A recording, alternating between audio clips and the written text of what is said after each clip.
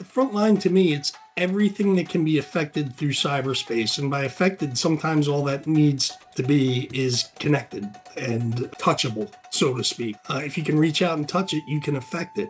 My guest today is Kurt Sanger, retired U.S. Marine Corps judge advocate, former Deputy General Counsel at U.S. Cyber Command, and now a cybersecurity and national security attorney at Buchanan Ingersoll Rooney. So he's seen the cyber fight inside the Pentagon and now from inside the boardroom.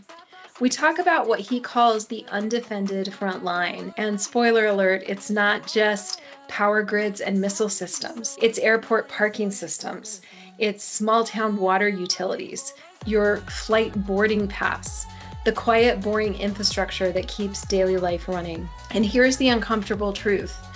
Our defense model is still structured like cyber is a military problem, when most of the battlefield is owned by the private sector, by all of us. Kurt is helping lead the Commission on U.S. Cyber Force Generation, examining whether we need an actual cyber force, a new pipeline, new authorities, new culture, to fix a coordination model that was never built for this level of interdependence. Because information sharing is easy to say. We've been saying it for a long time, but Kurt argues the real problem is operational coordination.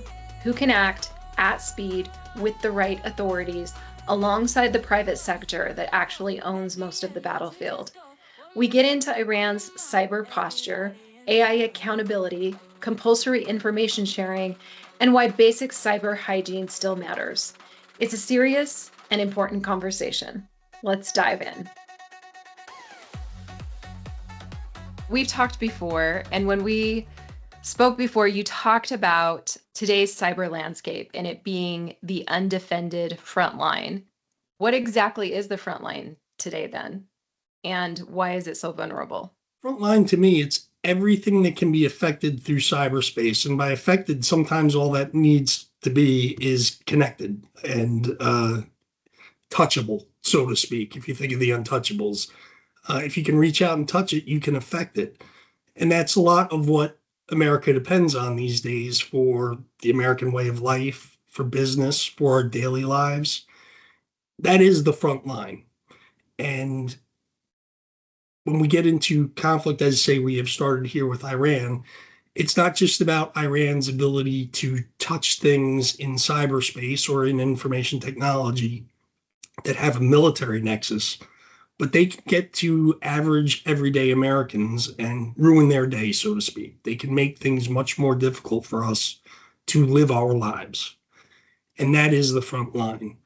The difficulty with the front line is that a lot of the bandwidth for defending it is owned by the US government, or it could be the Microsofts, Googles, Apples, the very largest information technology organizations.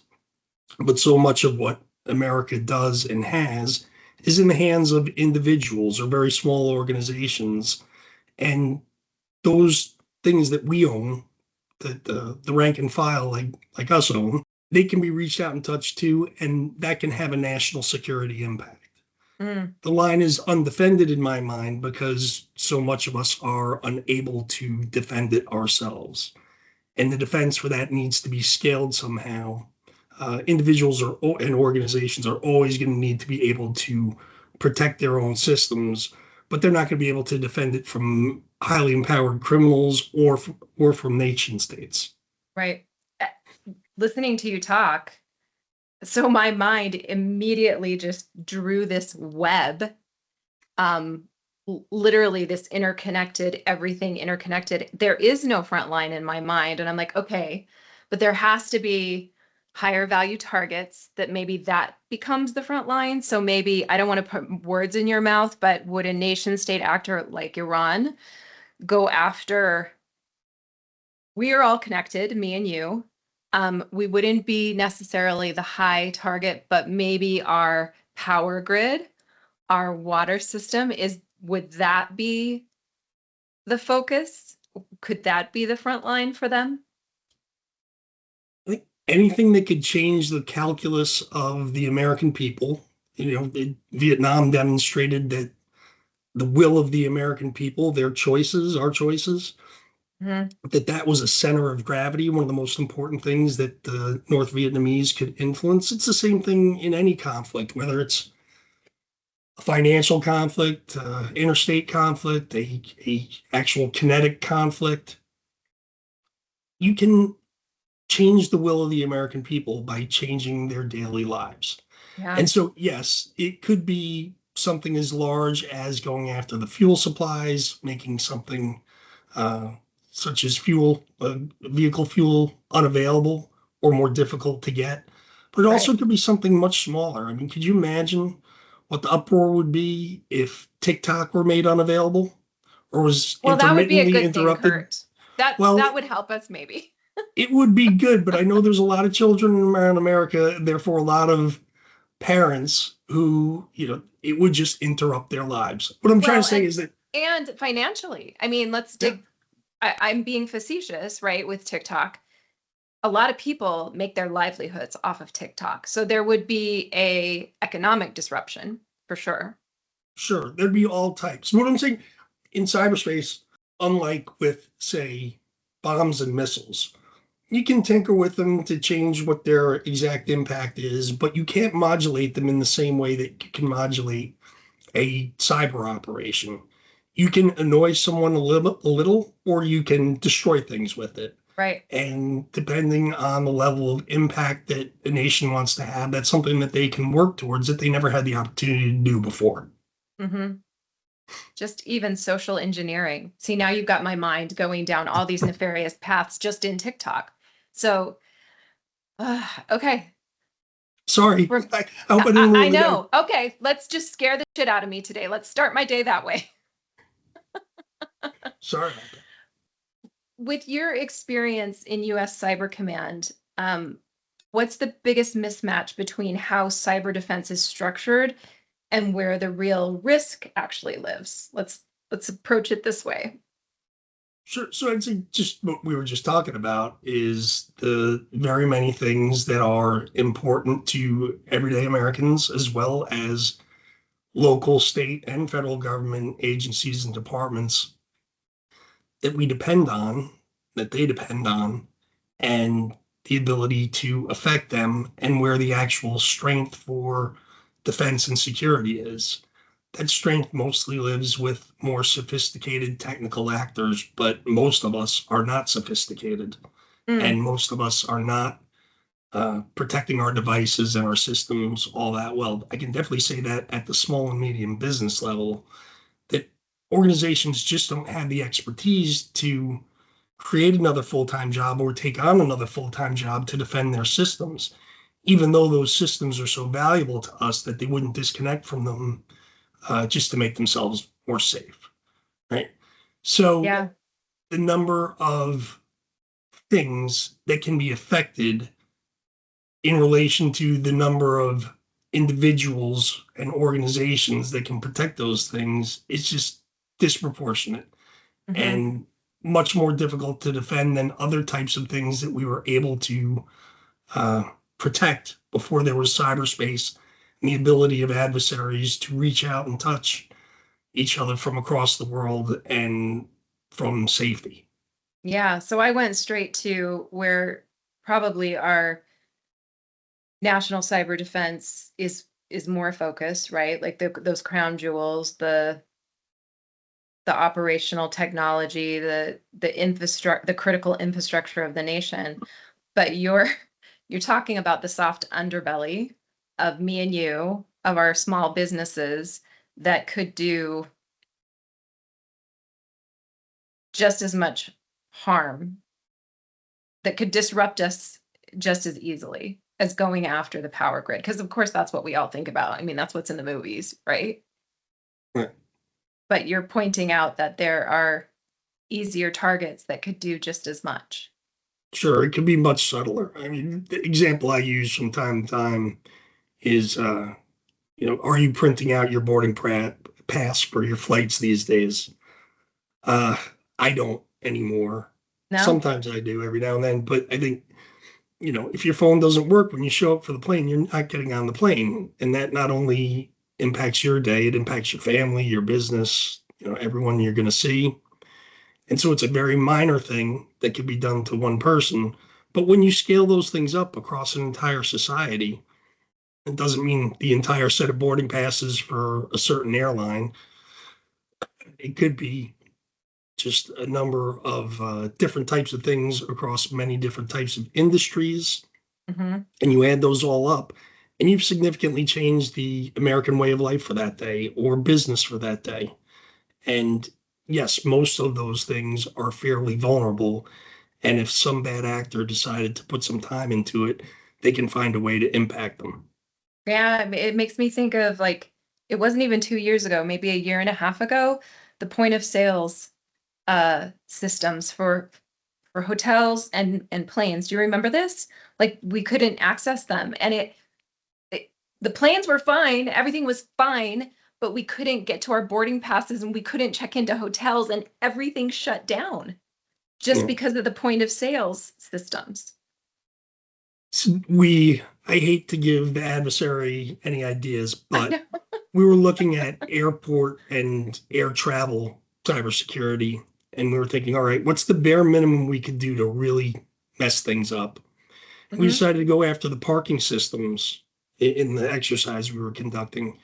Because if you impact the parking systems and people coming to the airport can't park, the pilots can't park, people working at the airport can't park, you're having a significant impact. And if they Hmm. decide, well, getting people in and out is more important than making the money, there's only so long that an airport can do that for, can forego the money in order to keep travel moving, because parking is a big moneymaker for airports. That's And so right. there would be cascading impacts just from one small thing alone. You don't have to take the airplanes down necessarily. Right. You need to do okay, find the smallest thing that's going to have a critical impact. Those things are not as well protected as our obviously But most valuable targets. well, and when that point of sales, and I'm probably using the wrong term for that software, but when it went down, I believe Southwest was the only airline flying because their systems were so outdated. They didn't use the latest software, so they could essentially get the boarding passes. And so, in your scenario with the parking, how long did it take in the scenario before you could shut the airports down? It was a matter of hours before there were significant impact. But Yeah. it was an exercise situation, so it was more about the continuing functioning of travel Hmm. as much as anything else. So that's what we focused on. It wasn't about getting the parking back together. So we skipped parts just because it was an exercise. But yeah, I mean, you can think about it. All right, if I wanted to take down organization X, Y, or Z, what's the thing that they depend on that's probably the least well protected? Hmm. We realized after COVID how interconnected things were, and if one person didn't show up to babysit, that everything that Right. flowed from the It family that cascades. was, yeah, That's if there's right. a doctor who can't go to work, then that's going to affect a lot of people. So what do we do, Kurt? We need to pay better attention at the individual and organizational level to protecting ourselves, because there are things. It's amazing to me. I'm in the business, and so I think about this stuff every day. And it's Hmm. amazing when people don't know the 101 level stuff. I don't blame them though, because most people are not in this business. But things like complex passwords, changing passwords, and multi factor authentication, that can solve a lot of problems. It won't solve all of them, but it will make it much more difficult for criminals and adversaries to get into systems without authorization. Just that basic blocking and tackling of cybersecurity would, if it was done across the board, if every user was able to do that for themselves, paid attention to it, had firewalls, had some sort of safety on their phones and laptops and everything that they use, it would take a lot of time for a lot of organizations to, criminal organizations, to do the work that they're doing very easily right now. Okay. Um, let's talk about information sharing.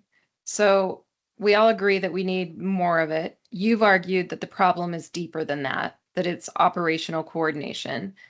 How can information sharing be improved, and how is operational coordination different than information sharing? So again, going back to what we talked about at the beginning with the common front line that the private Mhm. sector and the government owns, and not just our government, but multiple allied governments own, and the private sectors that stand behind them, they need to be able to share information and the right type of information. That usually means at least some sort of classified intelligence in Mhm. order to help each other fully. There needs to be people at each of these larger organizations, at least to private sector organizations, who have the clearances necessary, but also the background and education necessary to understand what a piece of intelligence means to their organization, what it means to their collaborative organizations, government and private, other private sector, see how they can help, see how they can use that intelligence to defend themselves, and be able to share it at a speed that it's relevant to the defense of their cyber systems. Mhm. Operational coordination takes that a step further. And again, it's about taking the bandwidth of all America has, private sector and public, to defend US interests. Sometimes that's going to mean that Microsoft is in a position to take a certain action or forbear from a certain action that's going to be helpful to the intelligence community or the military community or law enforcement, for example. Sometimes they're going to be in a better position to actually take action. These organizations need to be able to work together. I know they do to a certain extent, but that needs to reach deeper because there have been situations where relatively small organizations, private organizations, have had the piece of information or have had the capability, have had the opportunity to take the shot Mhm. or issue protective measures at scale across systems, if only they had the right information. Mm. So that is operational to me more than just informational. What do you think the biggest challenge is that's impeding the operational coordination and the information sharing? So one of the things that was a prop, so there are legal issues, intelligence issues, classified information sharing, those sorts of things. But one thing I think that could be changed rather easily is something that I was uh, guilty of perpetuating and a victim of myself when I was in the military on active duty, is that we were always reluctant to work with the private sector because there were these ethical rules that are very important, but the joint ethics regulation basically puts a natural divide between the public sector and private Right. organizations. Some of that is healthy. It will prevent corruption and other types of self-dealing. Mhm. But from a cultural standpoint, they are them and we were us. Right. And so when there were opportunities to work together, it was just something that we threw the brakes on initially. As I was at Cyber Command, I was there for 8 years Mhm. between the Marine Corps component and then Cyber Command itself. That What were the years? When did you leave Cyber Command? was MAR4 Cyber, Marine Corps Forces Cyber Command 2014 to 17, and then Cyber Command 2017 and 2022. Okay, so And I mean, it's probably, pretty recent that you've been there. yeah, Okay. no, Yeah. feels like a lifetime ago, but yes, I had time to grow my hair out and get a little softer in the abs. But um, the longer I was there, the more I realized that these issues that come up in cyberspace, they are intermeshed with the private sector, and the private sector needs to be part of the overall strategy to protect the United States and themselves and the US government. So we needed to be able to work with them in a way that we weren't worried about violating an ethical, not a regulation, but just a custom. The private sector. You Yes, guys at exactly. Cyber Command working with the private sector. Was there ever Yes. a time that you saw it work really well? Yes. Yes. The event that I am most proud of in my military career depended on a basically an assist from the private sector, which was probably 1% of the entire enterprise. But without it, the other 99% didn't matter. We needed something. Mm-hmm. And the private sector organization realized what position they were in. Cyber Command realized what position the private sector organization was in. And we were able to collaborate, and with each other's assistance, we were able to accomplish something fairly significant that unfortunately I can't share the details of, Right. but enough that I'd say, 23 years of doing a lot of things that I was happy I got to be part of, or even proud of. This is the one I was most excited about, and it wouldn't have happened had it not been for a collaboration program called Under Advisement that was run by the Cyber National Mission Force that involved sharing of information between Cyber So Command and the private the program was in place. That's how, because I was just going to say, how did you navigate the bureaucracy of, the us and them culture? But so you had a program that was already in place. Is that program still going? As far as I know, it is. It might have a different name now. So the NSA had a counterpart, which was an institution. It was the Cyber Collaboration Center.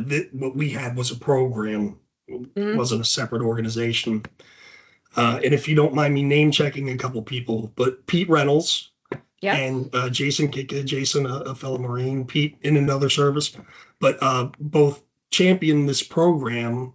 And I believe it was General Hartman who ran the CNMF at the time and later became the acting commander of Cyber Command. Mm-hmm. They basically championed this effort, and it paid off. Mm-hmm. I would imagine it's still paying it off. Okay. All right. Well, we're going to take a quick break, pause right now to thank our sponsor, Owl Cyber Defense, for making this episode possible. This episode is sponsored by Owl Cyber Defense, a pure-play cybersecurity company delivering made-in-the-USA data diode and cross-domain solutions, trusted to protect some of the most sensitive government and commercial networks worldwide. Owl enables secure, near-instant collaboration across network boundaries, helping military, federal, and critical infrastructure organizations make faster, safer decisions. To learn more, visit owlcyberdefense.com. And we are back. So, Kurt, you're an advisor to the Center for Strategic and International Studies Commission on U.S. Cyber Force Generation. Did I get that title right? You did. Okay. Who's on the commission and what is its focus? So the commission is made up of leaders who have worked with Congress, who are in the military, the intelligence community, as well as the private sector. What we're doing is we're looking at a way of building a cyber organization that will populate, train, and equip the individuals, the service members, or the civilians to conduct cyber operations on behalf of the United States. Doesn't mean the military cyber operations would cease, but there would be this other organization that would basically put the people together, get them the equipment they need, give them the training they need, and then conduct those operations. Because right now, Cyber Command is made up of parts of the Marine Corps, Army, Navy, Air Force, Coast Guard, and Space Force. Right? We all have our own ways. Each service has its own way of training its cyber personnel, and then we end up at Cyber Command to conduct the actual operations. And it's effective, but in my mind, there are so many equities involved here in terms of having the right authorities, the right mission, whether it's going to include law enforcement activities, purely military activities, intelligence activities on behalf of the United States, or solely in support of cyber operations. There's a lot of decisions to be made, much less how to pay for it and where to build the building and all the administrative and tangible things that need to be done in order to put an organization together. But what to me is the most important piece is, are we getting the right people? Is the United States able to take advantage of the people who would want to be part of the mission, that would want to be part of this force, and make them available to defend the United States. Because right now, to be a Marine, you got to do a certain amount of sleeping in the woods and crawling through the mud and firing weapons and such. Not everyone who is able to and may want to be in cyber operations wants to do those things. But right now, the only pipeline is through the services. Right. Right? Be a Different soldier training. first. Yeah. Right. Yeah. Okay. Yeah, and there are certain drawbacks to that too. Like say, if you go over to Cyber Command for an extended period, you may not be as well prepared to lead infantry units, artillery units, go back to flying again, those sorts of things. So what we want to do is find an organization that can get the people who want to participate, maximize their skills, and have them stick around for as long as we can get them to stay in order to have the best operational force to conduct operations on behalf of the nation. I don't want to use a dirty word, but is this a foreshadowing to Cyberforce? That's essentially what it is. And Okay. this would come up when I was at Cyber Command, say when I got there in 2017. I was like, oh, that's ridiculous. We're doing this right now. We're putting force together. Here's the command. We're we're doing it. But then when I realized what that pipeline looks like to take advantage of, the same people who go and populate the Marine Corps and the Army and Navy, there's a recruiting system for them. The people who get attracted to it, we know that they're out there. We've got a track record of successful recruiting. We know how to do this. But to become, a cyber operator, maybe we don't want to have folks go through the same types of experiences. Don't need to have them run 3 miles or, go through the other things that service members go through to make it onto the team, make it into the military, and to stick around and to succeed. We want them doing something else. That's right. Listen, Kurt, nerds rule, okay? We don't all have to be badasses like the Marines. Yeah. Well, there's to use the term that the president used, I think maybe in his first presidential campaign, is it could be some 400-pound guy in his basement. That 400-pound guy, he probably is not going to make it into the Marine Corps, but he might be very useful to cyber operations. So right. I'd like those people, nerds or not, to be able to have the chance to contribute if this is what they want to do. Technology offers very lucrative rewards and I think meaningful work as well. If you're going to go do it for the government, you may be making sacrifices in terms of pay, in terms of lifestyle, but you get to do the coolest things that there are to do in technology, whether you're building something or you're operating or you're conducting intelligence activities, finding things out from people who don't want you to know them. They're very cool missions, and those cool missions make up the delta between what I get paid at Amazon and what I get paid here at Cyber Command. Right. I mean, I'm thinking of a cyber force made up of, from 007, you got a cyber force of Qs, right? And that's awesome. Yeah. So let's talk about the wrench that AI throws into things. With AI, a system that acts with autonomy but can't be held legally responsible, from a legal standpoint, what is the impact? So it's all about accountability. You can essentially outsource decision-making and eventually action to artificial intelligence systems.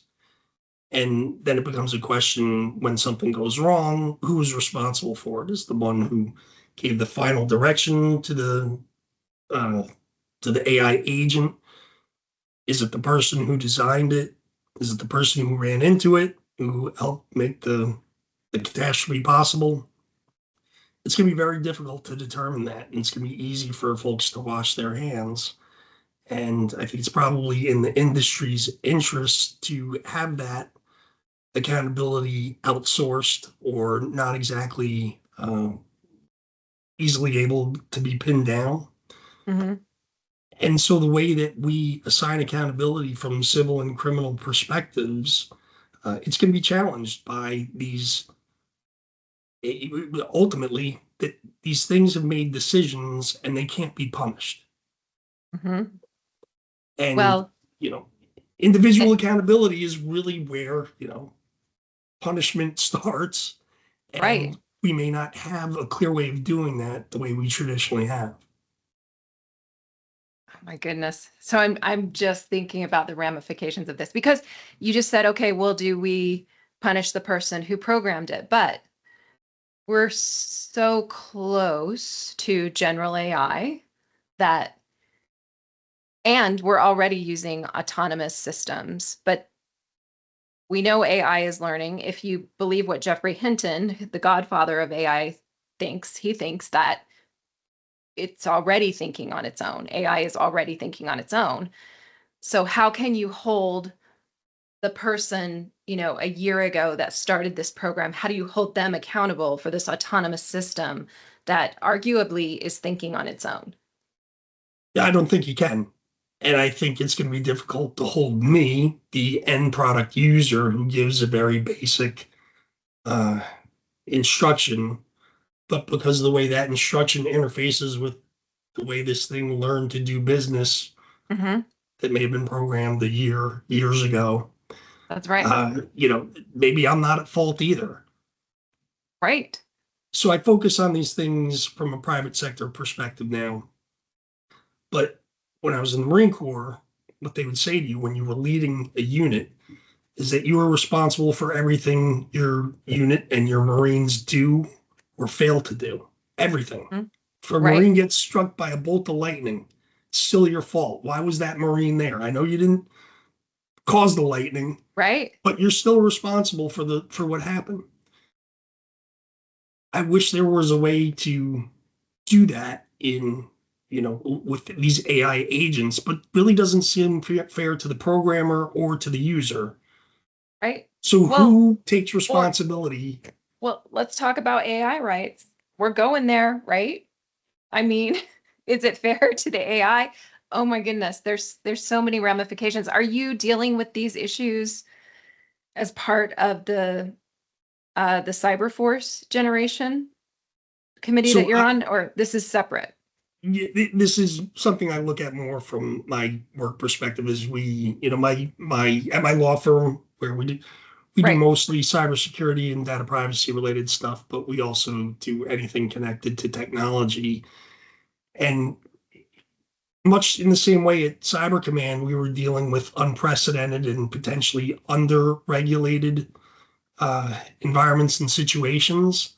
That's where we are right now. And what we do is, when there's no rule on how to govern this new technology, we look at values and traditions and business focuses and try to shape what is done with these technologies, especially the AI technologies that are unprecedented, and say, all right, what are the potential issues this is going to cause years down the road? What could it do? How's it going to be handled? And even in the absence of a law, you've got the market that regulates certain business outcomes, and you want to make sure that you're doing what's best for your organization.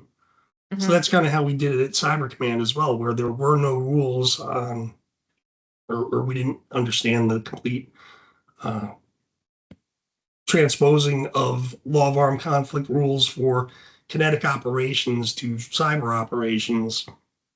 We looked really at values. Like, all right, what interests are we trying to protect?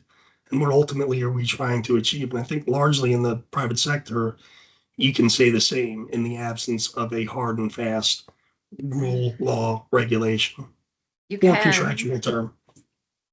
You just have to agree on whose values you're going to hold yourself to, right? And that seems like I don't know, maybe a stupid statement, but think about our bifurcated nation right now with the political system, right? There's a different set of values and both sides of the aisle think that their values are right. So whose values are you going to use? I think the values that you're obligated to use are the ones that you use first. And for a business, that means the values of the organization until, one US state where you're operating tells you what your values should be, or the federal government Right. issues guidance or rules for the executive branch that affect the private sector, or regulations that affect the private sector, or statutes that affect everyone. At that point, you change what those values are. But I mean, as I learned what almost 4 years in the private sector now, is that every organization, even the small ones, they have their own mission. Right. And they have what they need in order to continue their business. Mm-hmm. And they will make choices in order to stay in business and to win customers and to succeed. And I would imagine that that's where they're going to start. And so if the market starts rewarding certain types of behaviors or choices with regard to artificial intelligence, then we'll all be better off. But I don't think that that's happened for cybersecurity. And I'm not optimistic that it's going to happen with AI with any greater speed. Yeah. Well, and then you have your unforeseen consequences that you mentioned earlier, right? Are you familiar with the paperclip dilemma? It's basically the unforeseen consequences. So you tell the program, make paperclips. This is your objective, no matter what. So it makes the paperclips, but then it starts to run out of resources, and eventually it wipes out the human race in order to make paperclips, because that's, and it's unforeseen, but that's basically the paperclip dilemma. Yeah. So you've got those things that you can't even predict that you're trying to address. I heard a scenario, I can't remember where, otherwise I'd give them credit, but someone said, all right, there could be an AI agent that you tell for travel purposes, I want to stay in this level of accommodation on a luxury trip in Thailand. And all the rooms are booked. And the agent tries to intimidate the people who already have it booked, try to get them to cancel, and then eventually takes it further, threatens them. And then eventually, I'm thinking it's going to be a while before there's a possibility, but it goes in and makes it impossible for get them to get to their accommodation. So, there you go. Yeah, these things are things we need to be thinking about. Yeah, I mean, that's the paperclip dilemma. Yep. A little more realistic. But all right, before we run out of time, I can't believe we're already close to the end of our episode, because I feel like we could just keep talking about these things all day. But I do want to go back to Iran a little bit and talk about, I mean, I don't want to be scary, but let's talk about, given this situation over the past week, we know that Iran's cyber operations over the past decade, they've been disruptive attacks on critical infrastructure to influence campaigns. They have been willing to go after the critical infrastructure from banks to water. So what has it revealed about the gaps in U.S. cyber coordination? And well, let me stop there. What has it revealed? Well, during the shortly after Hamas attacked Israel, Iran started targeting infrastructure, not only that wasn't associated with Israel, but really had nothing to do with any connection, distant connection with, other than the fact that Israeli companies might have built the infrastructure. That purchases weren't made directly from them, but Israeli components were targeted. The one that leaps to mind was in Aliquippa, Pennsylvania, not far from Pittsburgh, where a water utility that was relatively small and no one would think would be a target, Iranian cyber actors targeted it didn't do anything. I think they were taking intelligence from it for perhaps future use, perhaps for a week like this one, and just learning what they could about it. Mm. And they've done this in a lot of other types of utilities. And so were they able to gather intelligence because of the Israeli components, or they just chose that water facility because it had Israeli components? So in that case, I think what they wanted to do was make it, you know, impact the Israeli brand Yeah. Okay. and make it evident that So there wasn't they were. a vulnerability necessarily in the Israeli component. They were just making a statement of anything Israeli, it's a target. It's a target for us. Yeah, but also that it was vulnerable. Okay. So if they could get in there, then there were things that they could do with it. But yeah, But did they get in because of the Israeli component, or did they find another way in? no, they found the target. I think they were going after specifically these components, and that's what they were focused on. Okay. So yes, I think that was the way in. So both. Okay. But the way they make statements, through their operations, it's a way of signaling to the Mhm. world, both in the market and in the defense industry, the national security community, of what needs to be protected and what they will go after. Who owns the protection of those targets? Because you're talking about private sector. So is this a national defense problem? Is this a us problem? So think about any small water utility, right? Mhm. That's, serving a few thousand instead of hundreds of thousands. Right. For any size organization, it's on you. It's on your organization. It's on me to defend my device. There are other resources out there that you can go to, the internet service providers for my home computer, Right. managed service and security providers, the firewall providers, the different technical tools. You can reach out and get those, but ultimately you're responsible for operating them or outsourcing their operations to the MSP, or hiring the person that will handle it for your organization internally or externally.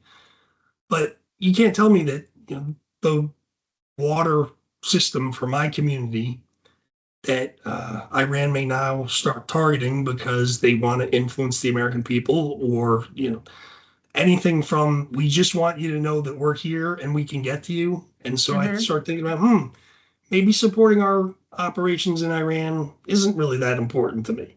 Maybe we should be calling our Congress people or the White House and saying, we should cut this out because they're coming after my water.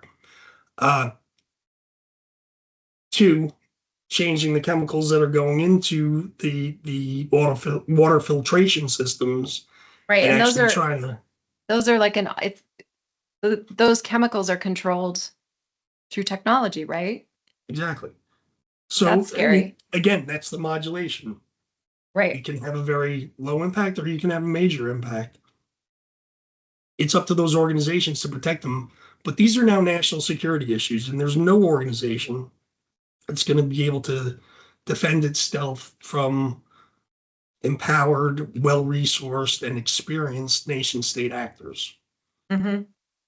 If it could say the same about some criminals as well, but definitely when it comes to nation states that have vast resources and the ability to gather resources globally. So, meaning it's not necessarily going to be just Iranians conducting cyber operations on Iran's behalf. For anyone to defend themselves from the most well-resourced private sector organization, the largest private sector organizations in the United States, to the much smaller ones that do have an impact, the quality of their products could immediately impact the lives of a great number of Americans. It's very difficult to defend yourself against that. Right. We come back And to the this United States, undefended. Yeah, your undefended front line because it's and the federal everywhere. government doesn't have the authority to look throughout those systems. We don't do intelligence operations within our own nation for the most part. And even if we could, aren't able to be on every water system in the country. Right. They can't see what's coming for reasons of law and for reasons of scale. So is this a problem Cyberforce is going to tackle, going to address? I mean, I hope so. And I hope because it will be a separate organization and may have a different type of culture and different types of authorities and be able to bridge law enforcement, intelligence, and military activities, that they would be able to have better relationships with the private sector and understand their equities better and be able to empower the private sector better than the current construct does. yeah. Well, I'm glad that it's something that you're focusing on. And also, I want to go back to something that you said at the very beginning. And that's, you talked about us and them. And it really, we got to stop the us and them. It's all of us need to have the cyber hygiene, to your point at the beginning, the small businesses, us personally, to use a DoD term, have that defense in depth and get it right down to the individual, to me and to you. So, all right. This has been kind of a heavy episode, Kurt. I'm sorry about that. This is like every conversation I have. You keep losing friends left and right. It's always like this. Well, you know what? I'm going to take us to our tech talk questions because these are fun, just from the gut kind of questions. So, AI in cybersecurity, is it more the Iron Man suit or is it a Jurassic Park situation? We didn't think about whether we should, we just did. Yeah, so you sent that question in advance, and I gave it some thought, and I think there's good answers on both sides, but I think that the problem isn't that we're not thinking about whether we should, I think we're answering all these or asking all these questions. It's just we can't answer them fast enough to keep up with the progress. So I would tend to say Jurassic Park, but I do think we're at least asking, and there's a lot of different communities asking. It's just whether, general AI, I know you mentioned someone earlier thinks that we're getting close. I don't know that that's true, but I know that the questions aren't being answered fast enough to keep up with that development. Yeah, man, even without general AI, the speed of change, I mean, it's days to hours now to what used to be, years. So, all right, what's one cyber myth you'd retire immediately? So, thought about this one too. And what I'd like to retire, I don't know if it could fall under a myth, but it's definitely a cyber saying that I've been hearing for 15 years, and I really don't want to hear it again because it's been said too many times, but folks still go to a conference and talk about cyber incidents. You say it's not a matter of if, it's a matter of when, and it's corollary. There's two types of organizations, those who have been hacked and those who are going to be hacked. We all should know that by now, so it disappoints me that it still needs to be said. On the other hand, they're not entirely true. Some organizations will not be hacked. However, no one knows who those organizations are. No one knows who will be and who won't be. And acting as if it won't happen to your organization does you no good. You are playing a form of roulette where you may not get hit, but if you do, it could mean your entire organization. That's true of large organizations, but it's definitely true of small and medium-sized businesses because those who are not insured for cyber incidents and those who don't have resources to make up for what happens during these incidents, they could lose their organization pretty quickly. I mean, you miss payroll once, that could be the end of your organization. It costs more than a month or two's worth of payroll to deal with these incidents. Right. Okay. Well, I've been guilty of saying that, so I'm so glad I didn't say it on this episode. All right, last We question. need to spice it up a little, I guess. That's right. That's right. If you could redesign one cyber law with a blank sheet of paper, what would you tackle first? Absolutely, and, to repeat things we've been saying throughout the discussion is we would have a compulsory information sharing program where if you know something would be valuable to the protection of an organization, that you would be compelled to share that. The mechanics of that we'd need to work through. I'm not saying we can do it just like that. It would be expensive and it would take, a lot more people to make that happen. I think, the under advising program, like I was talking about Cyber Command, it has there's not enough people for it. Right. But you could take the entire Cyber Command and devote it just to information sharing, and may still not be enough people. But I would make that compulsory. The other thing is, I'm not a big fan of regulation generally, but P.W. Singer of New America, you familiar with his work? I know him well. Yeah. So he pointed something out probably close to 15 years ago. Is that I know the times have changed a little bit, so I'll put it back to 2010, 11, that you can't even send a kid to school unless they get their shots first.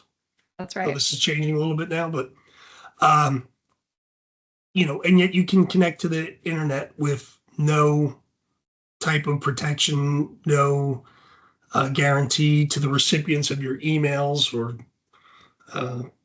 your attachments, those sorts of things that you share, that you're not going to hand them something off that's malicious.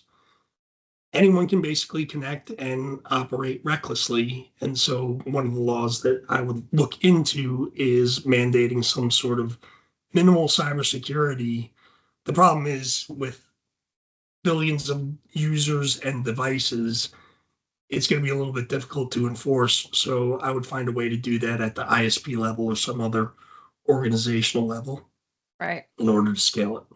It reminds me of a quote from a very old movie, Parenthood. Keanu Reeves says to his, I guess, to-be father-in-law, I think Steve Martin, he says, you have to get a driver's license to drive a car, but anybody can become a parent. And it just, like, the weight of the two things, right?